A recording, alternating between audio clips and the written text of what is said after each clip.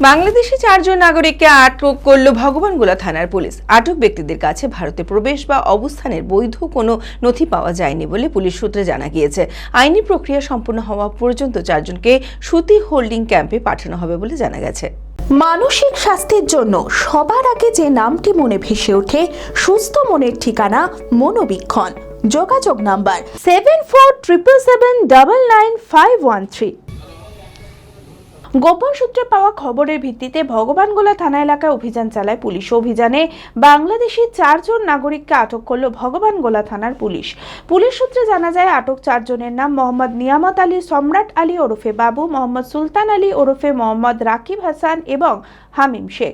তাদের সকলের বাড়ি বাংলাদেশের রাজশাহী জেলার গোদাগাড়ি থানা এলাকার বিভিন্ন চর অঞ্চলে।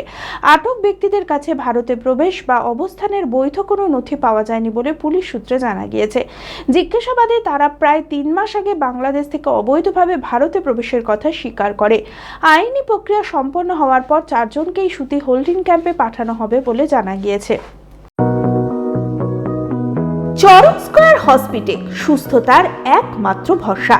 জেলায় প্রথম একই ছাদের তলায় সমস্ত অত্যাধুনিক উন্নত মানের চিকিৎসা পরিষেবা, উন্নত মানের IPD, ICU, CCU, NICU, PICU, dialysis, 7টি modular OT, orthopedic, pediatric, urology, gynaecology, 24 ঘন্টা অভিজ্ঞ চিকিৎসক।